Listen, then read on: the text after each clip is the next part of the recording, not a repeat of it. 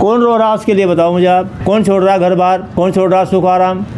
कौन छोड़ रहा पत्नी बच्चे? बताओ कौन मकान दुकान छोड़ रहा है अपनी? सब उसी की चिंता में लगे हुए हैं। तो भगवान बेफिक्र हो गए भाई, चल लग रहे हैं अपने काम में। तो वो जब ही आएंगे जब तुम ये सब संसार का जो चक्कर है सब छोड़ दोगे, इससे पहले नहीं आ सकते।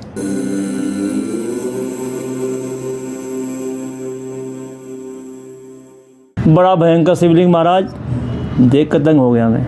जैसे मधुमक्खी नहीं होती, मधुमक्खी एक के ऊपर एक पर बैठती नहीं, ऐसा छत्ता बन जाता, ऐसा शिवलिंग है वो। और स्वयं जमीन से निकला हुआ स्वयं लिंग है। हाँ जी।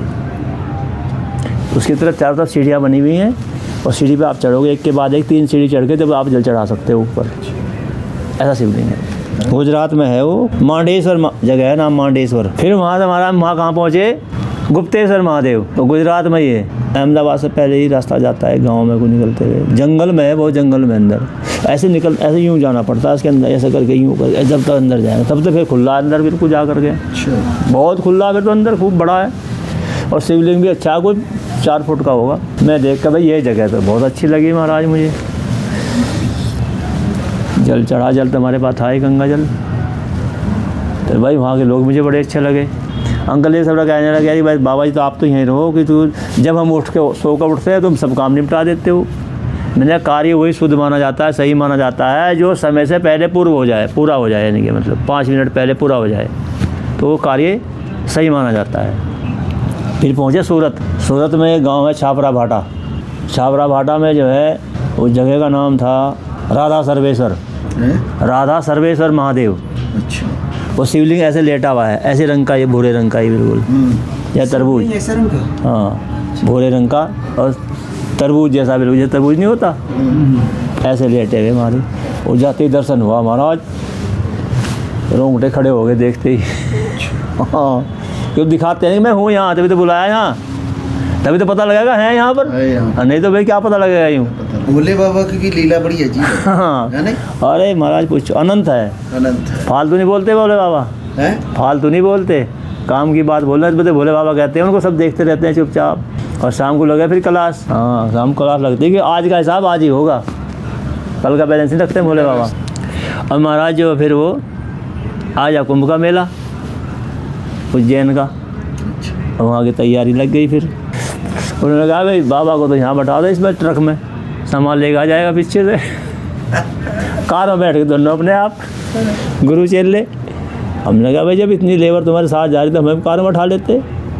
अरे नहीं तुम ट्रक में आ जाना, तुम जिम्मेदार हो ना, तुम्हारी जिम्मेदारी है। मैं ठीक है जी, कोई बात नहीं, जिम्मेदारी कोई बात नहीं। मैंने माँ का कहा ध्यान, मैंने कहा माँ जरा इनका भी करना ध्यान, जो जा रहे हैं आप फिर मेरे साथ भागे जा रहे हैं ना, मेरे साथ ही जाने चाहिए वहाँ पर। ये अब बात बजे तो और अच्छी बात है ये।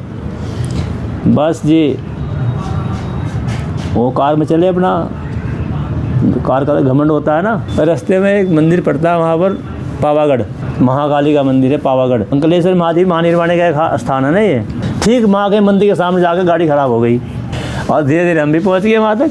गाड़ी में कुछ हुआ तो था ही नहीं कुछ भी, ये क्या होता रोक नहीं थी हुआ, तो गाड़ी रुक गई वहाँ। मंदिर सामने है कि भाई यहाँ तो उसकी मर्जी के बिना कोई जा नहीं सकता। मैंने कहा माँ तो यहीं आ जाएगी भाई। अरे हाँ माँ कैसे आ जाएगी? हाँ मैंने कहा देख तो यहीं आ जाएगी, देख अब थोड़ी देर में यहीं आएगी माँ, देख तू देखते रह तू। कि माँ अगर आगे तो मैं क्या देगा तू बता, कि तुम क्या दोगे? मैं प्रसाद दूंगा माँ का तुझे। प्रसाद ही मिला मंदिर में जा करके, क्या मिलता है? आशीर्वाद प्रसाद, 2 ही चीज़ मिलती है। अरे ठीक है जी हम भी देखेंगे। फिर मैं गया, मैंने कहा माँ जल्दी आ फटाफट प्रसाद देना। बस माँ की सवारी आ गई और मुझे दिया प्रसाद, मत्था टेक का प्रसाद लिया। मैं कहा लो भाई प्रसाद। अरे है मैंने क्या थी है क्या मतलब? प्रसाद दो है ना वहीं का प्रसाद है नहीं वहीं का? ये कह रहे हाँ जी है तो वहीं का ही है। कि कैसे पहुँच गई? मतलब वो आई थी, हाँ मैं नहीं जा सकता वहाँ, उसे पता था ये आ नहीं सकता, मैं तो जा सकूँ। वो आ गई मेरे पास और लेकर चली गई मुझे। ऐसे हो गई चुप, बिल्कुल सब शांत। गाड़ी का क्या हुआ? एक गाड़ी चल पड़ी। गाड़ी चल पड़ी। भोले बाबा मेरे को ट्रक में बिठा रहे हैं, चल गाड़ी। 80 किलोमीटर चल गए, फिर कार रुक गई, वो मैं रुक गई। फिर ट्रक पहुंचा हुआ, ये ट्रक मुड़ गया भाई। फिर क्या हुआ? फिर क्या हुआ, मैं कहा भाई माँ का मंदिर है कोई यहाँ, कह रहे हैं हाँ जी माँ का मंदिर है कि 3 किलोमीटर है यहाँ से। मैंने कोई बात नहीं भाई। माँ ने खूब दिखाया, उनको छकाया खूब उनको वहाँ। एक गाड़ी वाले को ठीक करने वाले पास ले गए ट्रक को ना उसको कार को, वो कार वाला 3 घंटे लेके भाग गया उसको। और मेरे पास बैठे सब वो कह रहे यार वो तो पैसे लेके भी गाड़ी में पैसे ही 20,000 रुपये। मैंने कोई बात नहीं, ना पैसे कहीं जाएंगे ना गाड़ी कहीं जाएगी, चिंता मत करो, दुकान है ना उसकी। गाड़ी में कुछ खराबी नहीं है, खराबी नहीं है।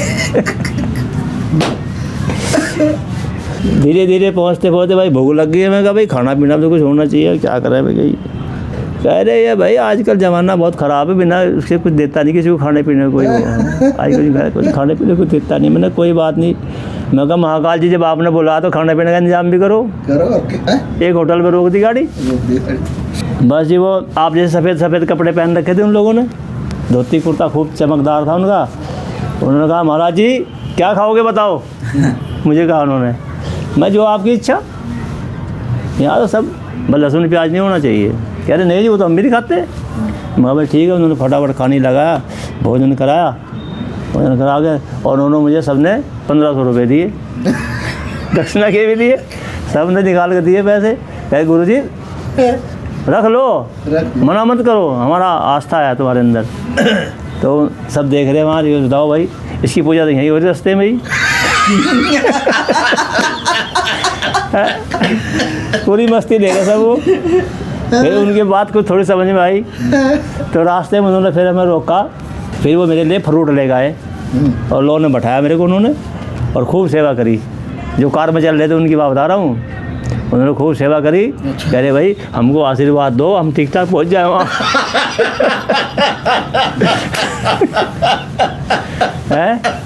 कोई ठीक ठाक पहुँच जाए, हम आशीर्वाद दे दो। नहीं तो ट्रक में बिठा रहे थे। मैंने कोई बात नहीं जी, जो भी भगवान देता है वो अच्छे के लिए करता है सब कुछ। तो जब वहाँ पहुँच गए उज्जैन में, जहाँ जगह ले रखी थी वो गढ़कालिका में था अपना लेने का। वो मिलती जगह खड़क मिलती है ना जगह, जो करना चाहिए। वादा तो यही किया सब लोगों ने। रास्ते में है ना, हाँ वो उनको अनुभव होते चले जाते हैं, अपने आप होता है वो, है ना। हाँ जी हाँ जी। अनुभव। फिर वहाँ पहुँच गए महाराज, वहाँ मुझे पकड़ने वाले बहुत मिल गए। उज्जैन में बहुत पकड़, बाबा जी हमारे पास आ जाओ, बाबा जी हमारे पास आ जाओ, बाबा जी हमारे पास आ जाओ, बाबा जी हमारे पास आ जाओ, हमारे साथ, हमारा मंदिर बहुत बढ़िया है, धर्मशाला है, ये है वो है। ये बातें, क्योंकि मैं सोता था ही नहीं, दिन भर भागना दौड़ना सेवा में लगे रहना, तो सब देखते रहते थे ये बाबा ठीक है भाई इसको पकड़ो, हमें ऐसे की ज़रूरत है। ये खाता पीता कुछ नहीं है, पानी बीड़ी सिगरेट तम्बाकू कोई खर्चा इसका है ही नहीं। शाम को रोटी सबके साथ खाएगा ही, रोटी सबको चाहिए शाम को, नहीं मिलेगी तो कोई बात नहीं है। हमारा ना बिस्तर चाहिए ना कुछ चाहिए, अपना जहाँ देख के वहीं पड़ गए, अपना आराम से आनंद हो गया, नींद बढ़िया आती है ना। फिर तो महाराज ने सोचा भाई ये भगत तो बढ़िया भाई, वो हनुमान जी सिद्धि के रखी थी, मुझे पता नहीं था उसके बारे में। हाँ हनुमान जी की सिद्धि के रखी, उन्होंने पूरा एरिया कील दिया जी। वो मतलब हमारी बिना मर्जी के बाहर नहीं जा सकता भी है। पर उसके ऊपर भी सिद्धि होती है, जो उस पर कटती नहीं किसी पे, वो भी सिद्धि ऐसी होती है, वो किसी पे कटती नहीं है। वो होती है सेवा सिद्धि।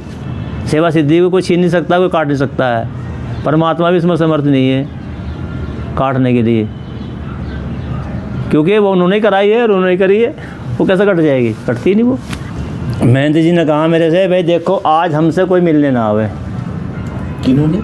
महाराज जी ने बोला मेरे से, जो महंत जी थे वहाँ अच्छा अच्छा अच्छा अखाड़े गए, उनका हमसे कोई मिलने ना आवे आज। अच्छा। उसको ये कहना है कि कल को आना, जो भी आया उसको आज मत मिलने देना, बस कल को ही आए वो, चाहे डीएम आए, चाहे एसपी आए, एसडीएम आए, सीओ आए, पदाधिकारी आए, कोई महामंडलेश्वर आए, कोई भी आए, उसे कहना कल को मिलना है। जो आपके महंत? हाँ जो हमारे अखाड़े के महंत थे। हाँ अखाड़े के। उन्होंने कहा, मैं कहा ठीक है जी, जैसी आपकी आज्ञा। आगे मुझे बैठा रखा उन्होंने, मैं द्वारपाल मुझे बना दिया ना उन्होंने, कि तुम्हें तुम्हारी मर्जी के बिना कोई भी अंदर नहीं आएगा, जैसे तुम भेजोगे वही आएगा। मैं ठीक है जी, मुझे कोई दिक्कत नहीं है, जिससे भेजोगे वही आएगा। ये भी बोलती है। हाँ हाँ, जिससे भेजोगे जिससे भेजोगे वही आएगा। मैं कहा ठीक है जी, बस जो भी आए, मैंने कहा कल को मिलना भाई। पूरे महीने बहुत लोग आए, लेकिन पूरे 40 दिन कोई नहीं आया। 40 दिन एक व्यक्ति आया, सिर्फ एक पति पत्नी 2 आए बस। पूरे महीने आए वो रोज़। मैंने कल मिलेंगे, कल मिलेंगे, कल मिलेंगे, कल मिलेंगे।